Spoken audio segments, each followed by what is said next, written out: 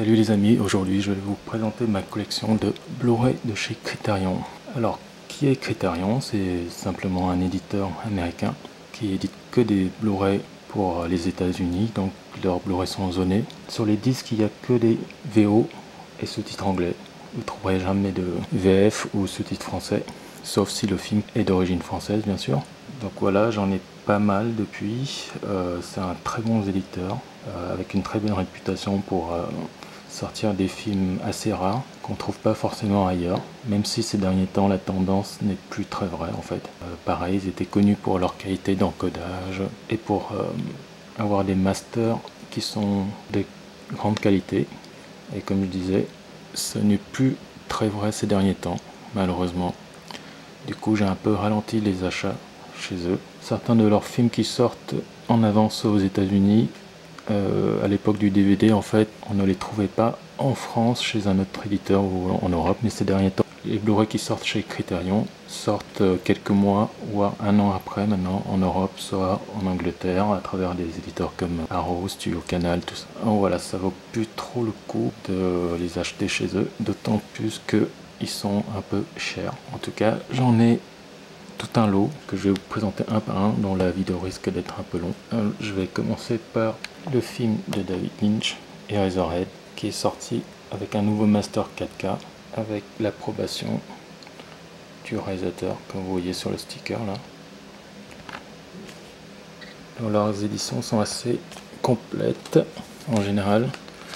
Par exemple, pour des éditions comme ça, vous avez droit à un gros livret qui contient toutes les informations sur le film. Il est assez épais.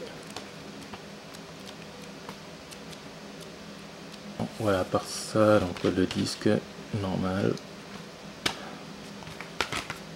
Donc j'ai ensuite Mulholland Drive, un autre film de David Lynch qui est sorti à l'époque en avant-première chez Criterion avec un tout nouveau master 4K, mais depuis il est sorti chez nous et en Angleterre par le biais de Studio Canal avec le même master. Celui-là, pareil, on a droit à un très beau packaging, un gros livret bien épais avec toutes les infos sur le film. Voilà, tout est en anglais à l'intérieur. C'est assez joli. Alors quand ils font pas de coffret spécial, en fait, leur boîtier se trouve sous cette forme là. Des boîtiers un peu plus épais que les boîtiers Blu-ray normaux, en blanc transparent comme vous pouvez le voir. Donc en troisième film, j'ai ce film de James Ivory qui est excellent, en pareil, anglais, sous-titres anglais. Comme toujours, il est accompagné d'un petit livret à chaque fois.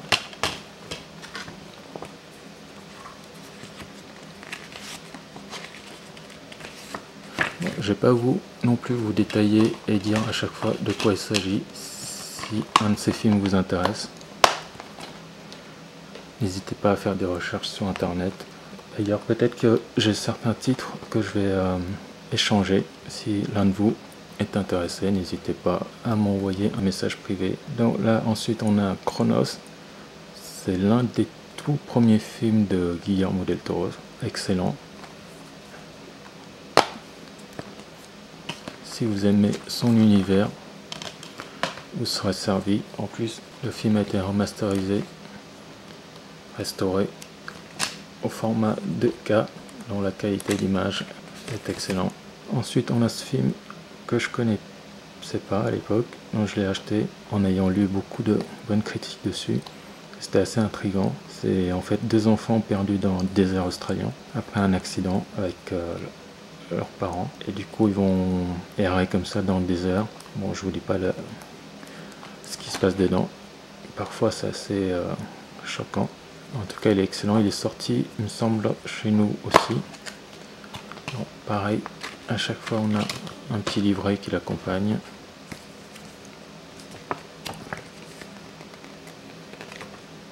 Voilà.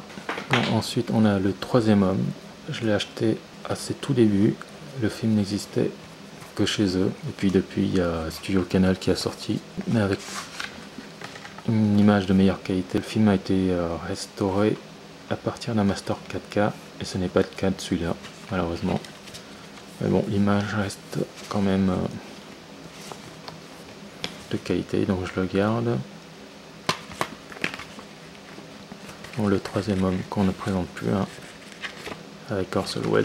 Donc si vous êtes intéressé, achetez la version française de chez Studio Canal. L'image vaut vraiment le coup et sera moins cher. Et de toute façon, cette édition est épuisée chez Criterion. Ensuite, ce film, alors c'est un film japonais avec David Bowie. En français, ça s'appelle Furio. Ça se passe pendant la Seconde Guerre mondiale dans un camp de prisonniers japonais. Donc pareil, si vous avez l'occasion de le voir, n'hésitez pas. C'est une merveille. Ensuite, alors on a Le Salaire de la peur de Clouseau, que tout le monde connaît. Il y a eu le remake américain qui s'appelle The Sorcerer, qui est aussi excellent que celui-là, qui est sorti chez nous dans une édition collector. Donc je vous conseille les deux en fait. Donc, pareil, le petit livret avec, donc il y a Yves Montand dedans. Ensuite, Les 12 hommes en colère, pareil, un excellent film. C'est un groupe de jury en fait qui doit décider du sort d'un condamné. Donc tout se passe dans une pièce. Le film se base sur la tension qu'il y a entre les 12 jurés là. Je crois qu'il est sorti aussi chez nous. C'est Fox qui l'a sorti, donc je vous conseille aussi. Ensuite là on a le film de David Fincher, The Game. Celui-là il est sorti chez nous mais chez Universal et qui a un master tout pourri. Et celui-là il a été restauré, supervisé par David Fincher lui-même à partir d'un master, tout nouveau master 2K. C'est pour ça que je l'ai pris.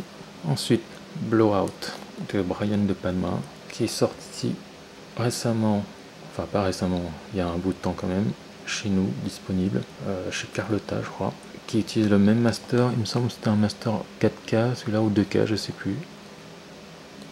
En tout cas l'image est excellente, donc si vous ne connaissez pas, achetez-le, et le film fait partie des meilleurs de Brian De Palma tout simplement.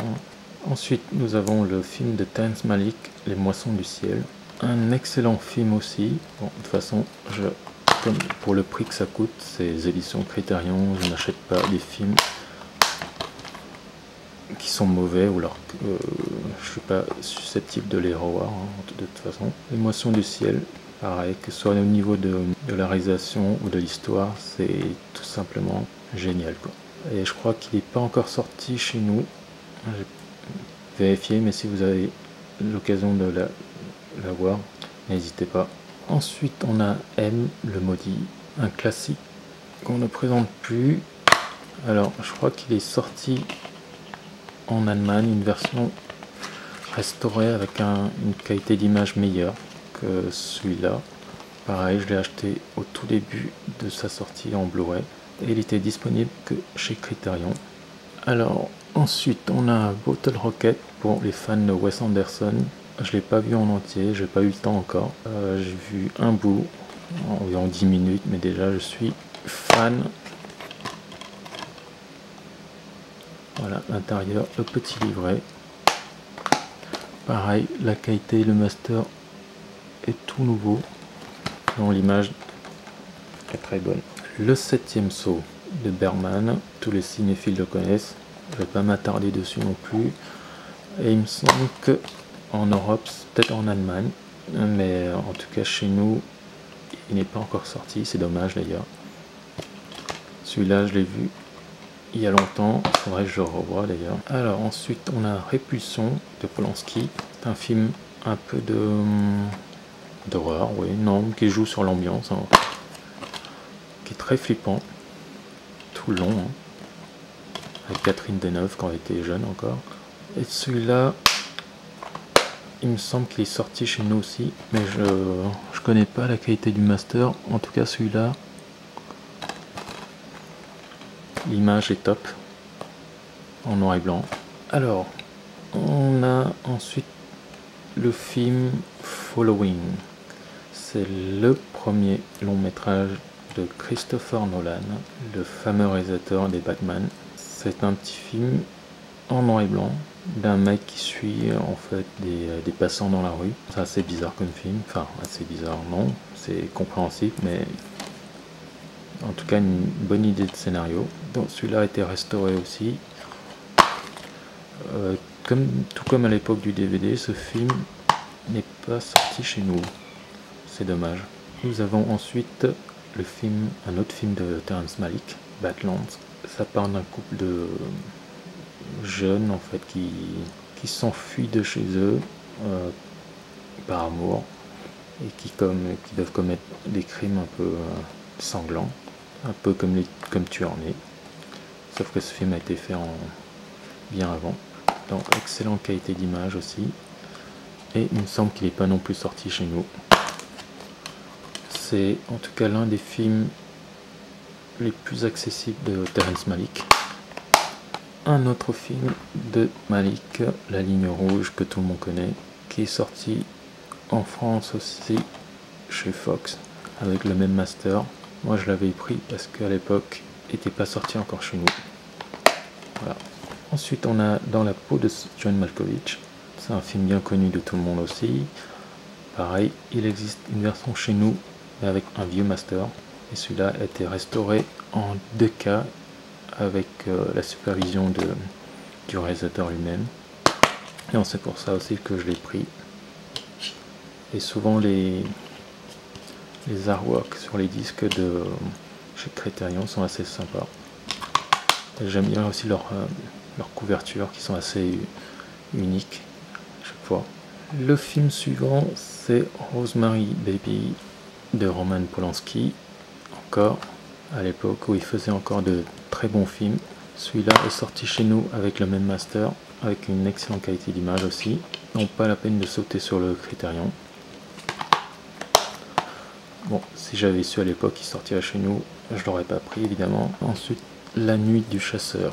Excellent film, avec un sujet pas facile. Je vous dis pas ce que c'est, je laisse découvrir. Il est sorti chez nous, je sais plus quel éditeur, je crois que c'est Carlotta qui l'a sorti dans un coffret bien rempli. Pareil, lui, je l'ai pris à l'époque, ne sachant pas qu'il allait sortir bientôt en France. Il y a 2 disques dessus, avec un petit livret à côté.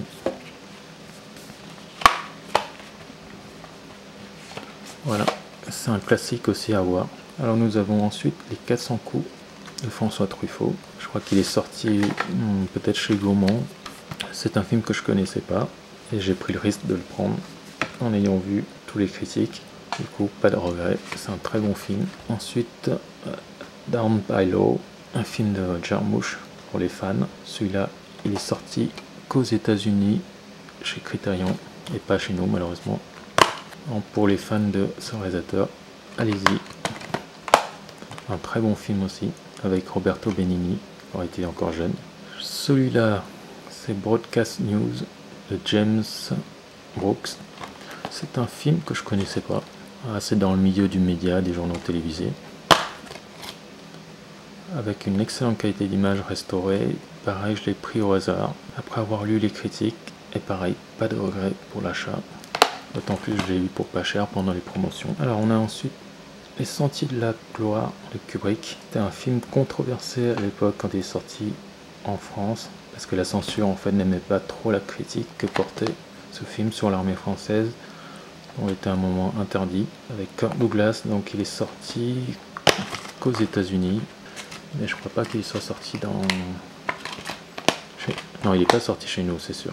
Ensuite, Charade avec Gary Grant et Audrey Hepburn, un peu la Hitchcock en fait, mais sur un ton plutôt humoristique. Avec une version restaurée, je sais plus si c'est en 2K, 4K, mais en tout cas, l'image est top. Je suis pas sûr que ce soit sorti chez nous. Le film suivant, c'est Chungking Express de Wong Kar-wai, donc le cinéaste qu'on ne présente plus.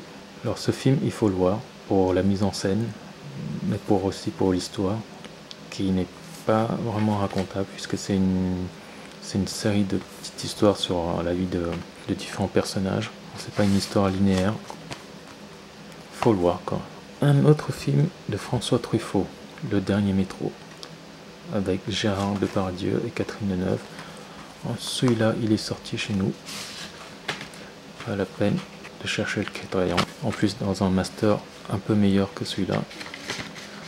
Le master de Créteillan date un peu, même si la qualité d'image reste très bonne. Un autre film de Jarmusch. Et oui, comme vous pouvez le voir, je suis un fan. C'est Mystery Train. Il est très drôle. C'est un couple en fait qui sont fans de Elvis Presley et qui se prennent le train pour se rendre dans sa ville natale. Et l'ambiance est spéciale et un humour assez spécial pour les fans de ce réalisateur. Alors, Les Ailes du Désir de Wenders et qui est sorti chez nous avec une qualité d'image restaurée. Il y a le remake avec Nicolas Cage qui est sorti, ça s'appelle La Cité des Anges. Bon, là ici on retrouve Peter Falk, l'acteur qui joue Colombo, à découvrir pour ceux qui ne connaissent pas. Alors on a ensuite L'Armée des Ombres de Jean-Pierre Melville. Pas besoin de vous dire qui c'est. Hein. Dans L'Armée des Ombres, ça se passe avec un groupe de résistants. Il est sorti aussi chez nous, je ne sais plus chez quel éditeur, mais allez-y, courez, achetez-le. Ensuite, on a Solaris de Tarkovsky pour les fans du cinéma russe. Vous connaissez ce film mythique. Il y a eu le remake américain fait par Soderbergh avec George Clooney, que vous avez pu le voir sûrement. Voilà, celui-là, c'est l'original. C'est une ambiance, une mise en scène très spéciale. Il faut aimer le style. Et enfin, on va finir sur un film de David Fincher, Benjamin Button, sorti aux États-Unis directement chez Criterion, alors que les droits appartiennent à Paramount. Et ici, il est sorti chez nous, chez Warner. Voilà, c'était tout pour cette présentation de ma collection Criterion. J'espère que ça n'a pas été trop long. Merci à tout le monde d'avoir suivi. Enfin, pour ceux qui ont eu le courage de rester jusqu'au bout. Hein. Je vous donne rendez-vous pour une prochaine vidéo.